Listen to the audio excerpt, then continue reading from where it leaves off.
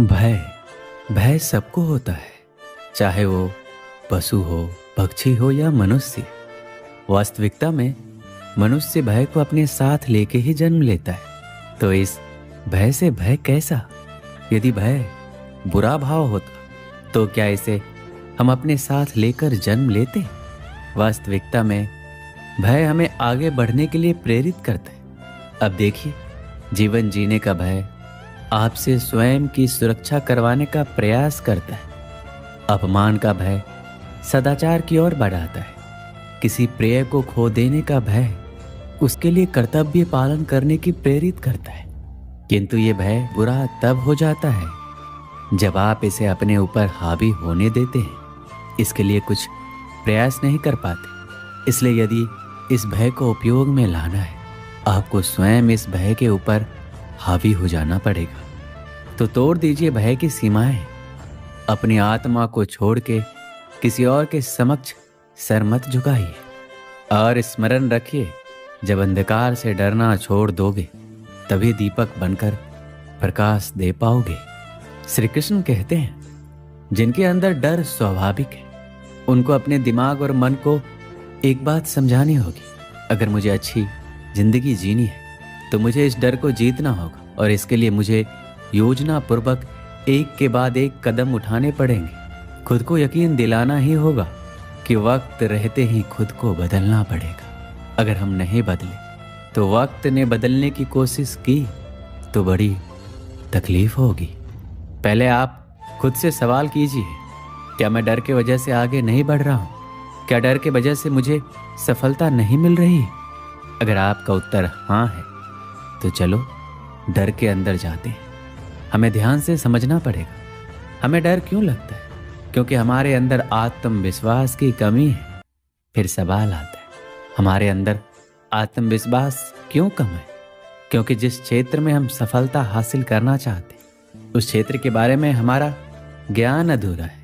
इसके लिए जिस क्षेत्र में सफलता हासिल करनी है उस क्षेत्र के प्रति जितना हो सके उतना अभ्यास करना है और ज्ञान हासिल करना है, जिससे हमारे भीतर आत्मविश्वास आए और जिससे कुछ हद तक हमारा डर कम हो जाएगा। भगवान श्री कृष्ण कहते हैं, अगर किसी काम को हमें नहीं करना है तो हम बहाने देते हैं। काम में मन नहीं लगता इसलिए उस काम को बाद में करूंगा करके टाल देते हैं। कामों को आगे ढकेलने के लिए, काम नहीं करने के लिए, और जिस काम में मन नहीं लगता, ऐसे सभी कामों के लिए हम जो कारण खोजते हैं उसे ही बहाना देना कहते हैं। बहुत सारे असफल लोग बहाने देते मिलेंगे, लेकिन उनको पता ही नहीं है बहानों से उनका कितना बड़ा नुकसान हो रहा है। इसे ध्यान से समझना, जब हम दूसरों को बहाना देते हैं तो हम खुद को ही सफल होने से रोक रहे होते हैं। अपने दिमाग को अपने खुद की प्रगति पर काम करने से रोक रहे होते हैं। हम अपने दिमाग को निष्क्रिय बनाते हैं। हम दिमाग को ऐसा प्रशिक्षण देते हैं कि वो हमारे खिलाफ काम करे। जितना ज़्यादा हम बहाना देंगे उतना ही हमारे मन को खुद के खिलाफ काम करने को मजबूर कर देते हैं। इसका परिणाम ये होगा कि आप अपने ही कामों से दूर भागोगे, जिम्मेदारी से दूर भागोगे, काम में मन नहीं लगेगा, जीवन में उत्साह कम होगा, जीवन में सही निर्णय लेने में देर हो जाएगी, और फिर आप सोचेंगे कि ये सब मेरे साथ ही क्यों हो रहा है? ये सब आपके साथ इसलिए हो रहा है क्योंकि आपने ही बहाने दे देकर अपने मन और दिमाग को कुछ नहीं करने की आदत डाली है। भगवान श्री कृष्ण कहते हैं, मनुष्य का स्वभाव है कमाना, संग्रह करना, फिर चाहे धन हो, नाते हो, संबंध हो या प्रसन्नता। परंतु क्या आपने कभी सोचा है, नियति ने ये संग्रह करने की प्रवृत्ति मनुष्य में क्यों डाली? एक बीज से पौधा पनपता है, उसके भोजन से फल संग्रहित होते हैं। क्यों? इसलिए ताकि वृक्ष उसे स्वयं खा सके? नहीं, बल्कि इसलिए ताकि वो भूखे जीवों में बांटा जा सके। अब आप पूछेंगे कि इसमें वृक्ष का क्या लाभ? लाभ है, क्योंकि जो बांटता है वो मिटता नहीं। जो फल ये जीव खाते हैं और उसके बीजों को वातावरण में बिखेर देते हैं, जिससे जन्म लेते हैं नए वृक्ष। उसकी जाति, उसका गुण, उसकी मिठास अमर हो जाती है। श्री कृष्ण कहते हैं, मन बड़े ही विचित्र कृति है। ये मन शरीर के किस अंग में बसता है कोई नहीं जानता, किंतु संपूर्ण शरीर इस मन की इच्छा साकार करने के लिए प्रयास करता रहता है। अब यदि मन कुछ खाने का करे तो व्यक्ति उसकी इच्छा साकार करने का माध्यम ढूंढता रहता है। अब यदि मन किसी को शत्रु समझ ले तो व्यक्ति उसे नष्ट करने का हर संभव प्रयास करता है। अब यदि मन किसी से प्रेम करे तो उसकी प्रसन्नता के लिए हर सीमा लांघने के लिए सज्ज रहता है। परंतु जीवन सुखद हो, इसके लिए यह आवश्यक है कि मन खाली रहे। भगवान श्री कृष्ण की बांसुरी की भांति भीतर कुछ भी नहीं है, ना राग है ना द्वेष, तब भी स्वर निकलता है। इसी प्रकार मन को भी भावनाओं से मुक्त रखना आवश्यक है। स्मरण रखिए, मन में कुछ भरकर जियोगे तो मन भर के नहीं जी पाओगे। भगवान श्री कृष्ण कहते हैं, मनुष्य की सोच संसार का सबसे गहन या कहो सबसे कठिन भाव है। कब क्या होने के पश्चात ये मन क्या सोच बैठेगा, ये कहना असंभव है। और यही सोच कई बार हमारे मन में हीन की भावना ले आती है। हम सदा हमसे ऊपर की श्रेणी के व्यक्तियों को देखते हैं, उनके जीवन का विश्लेषण करते हैं और फिर स्वयं को हीन समझ लेते हैं। इसके पास इतना धन है, उसके पास कितना बल है और मेरे पास कुछ भी नहीं। मैं कितना हीन व्यक्ति हूँ, संसार के लिए मैं कुछ भी नहीं हूँ। होता है ना ऐसा, किंतु ऐसा नहीं है। आपके पास भी बहुत कुछ है। पलट के देखिए, किसी भूखे व्यक्ति को केवल एक रोटी मिल जाए तो भले ही दूसरों के लिए वो अन्न का दाना होगा, किंतु इसके लिए वो भोज से कम नहीं है। इसलिए जब भी मन में हीन की भावना जागे, अपनों की ओर देखिए, उनकी ओर पलटिए, आपको विश्वास हो जाएगा कि भले आप ये मानते हैं कि संसार के लिए आप कुछ नहीं है, कुछ लोगों के लिए आप संपूर्ण संसार है। तो जो आपका संसार है उसमें प्रसन्न रहना सीखिए। हमारे पास अक्सर बहुत लोग आते हैं, कुछ को हम समय देते हैं, कुछ का हम तिरस्कार करते हैं, किंतु तिरस्कार कभी नहीं करना चाहिए। किसी व्यक्ति के आपके पास आने के 3 मुख्य कारण होते हैं, भाव, अभाव और प्रभाव। यदि कोई आपसे प्रेम भाव से आए तो उसे प्रेम दीजिए, सम्मान दीजिए। यदि कोई आपके पास अभाव में आए तो उसकी आवश्यकता को समझिए और जितना हो सके स्वयं से उसकी सहायता कीजिए। और यदि कोई आपके पास प्रभाव के कारण आए तो उसे समुचित सम्मान दें। तो खुद को भाग्यशाली समझे कि कोई आपके प्रभाव में, किंतु तिरस्कार कभी ना करें। तिरस्कार जन्म देता है कुंठा को, और कुंठा किसी को भी आपका शत्रु बना देती है। इसलिए मित्र बनाइए, आनंद लीजिए और मेरे साथ कहिए राधे राधे। जीवन में समय चाहे जैसा भी हो, अपनों का साथ बड़ा आवश्यक होता है। सुख हो तो बढ़ जाता है, दुख हो तो बढ़ जाता है। अपनों के साथ समय कब बीत जाता है पता ही नहीं चलता, है ना। किंतु सोचिए, यदि आपको किसी ऐसे स्थान पर छोड़ दिया जाए जहां आपका कोई संबंधी ना हो, आपका कोई अपना ना हो, कोई मित्र ना हो, तो क्या होगा। एक एक क्षण कितना लंबा लगने लगेगा। तब तक लगेगा जब तक आप किसी को अपना नहीं बना लेते। अब प्रश्न ये उठता है, आपका अपना कौन है? वो संबंधी जिनके साथ आप रक्त से जुड़े हैं, या वो मित्र जिनके साथ आप बालपन से पले बढ़े हैं, या वो सहकर्मी जिनके साथ आप काम करते हैं? नहीं, अपना वो है जो विपत्ति में काम आए। अपनों की परख समय की कसौटी पर की जाती है। श्री कृष्ण कहते हैं, कभी आपने सोचा है इस संसार में हम सबसे अधिक किससे जुड़े हैं? कोई कहेगा माता पिता, कोई कहेगा मित्र, कोई कहेगा पत्नी, तो कोई कहेगा संतान। नहीं, यदि इस संसार में हम किसी से जुड़े हैं तो वो है समय। समय ही हमारा भूत है, समय ही हमारा वर्तमान है और समय ही हमारा भविष्य।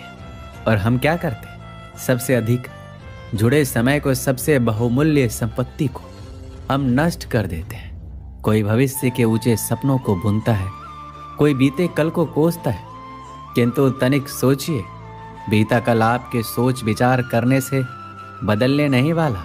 और भविष्य के विषय में सोच विचार करके यदि आप अपना वर्तमान नष्ट कर रहे हैं तो आपका भविष्य भी बीते कल की भांति ही होगा। इसलिए आज के विषय में सोचिए, उसे उत्तम बनाइए। श्री कृष्ण कहते हैं, स्वप्न और लक्ष्य कितने समान लगते हैं। इन दोनों की व्यक्ति कल्पना करता है, इन दोनों को व्यक्ति पाना चाहता है, और ये दोनों पूर्ण तो व्यक्ति स्वयं को भाग्यशाली भी समझता है। किंतु इन दोनों में अंतर है।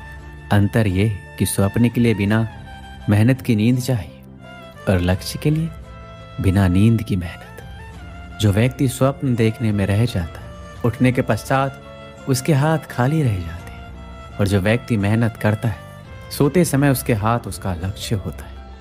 इसलिए सपने भी देखिए तो लक्ष्य समझ के। संसार में आपको कई ऐसे लोग मिलेंगे जो आपको बताएंगे कि क्या करना है, किंतु उससे भी अधिक महत्वपूर्ण बात यह है कि क्या नहीं करना है। आज मैं आपको ऐसी 3 बातें बताऊंगा जो आपको जीवन में नहीं करनी है। पहली बात, आनंद में कभी वचन मत दो। आनंद आपके तर्क को हर लेता है और फिर आनंद में दिया गया ये वचन बाद में गले की फांस बन जाता है। दूसरी बात, क्रोध में कभी उत्तर मत दो। क्रोध आपके विवेक को खा जाता है, भविष्य दृष्टि को बाधित कर देता है और फिर कुछ क्षण के लिए आया ये क्रोध और इसमें दिया गया उत्तर बाद में जीवन भर के लिए प्रश्न बन जाता है। तीसरी बात, कभी भी दुख में निर्णय मत लो। दुख आपके सोचने समझने की क्षमता को सीमित कर देता है और दुखी मन से लिए गए निर्णय सदा दुख ही देते हैं। सच कहा जाए तो वचन, उत्तर और निर्णय कभी भी जीवन में सोच विचार करके ही लेने या देने चाहिए। सोच विचार करके कार्य करोगे तो इस संसार में किसी भी समस्या का हल आसानी से मिल जाएगा। हम सबके जीवन में कभी न कभी पत्थरों का योग होता ही है। ये संसार हम पर कभी न कभी पत्थर बरसाता ही है, कभी हमें बुरा समझकर, कभी असफल मानकर, कभी हमें बुद्धिहीन मानकर।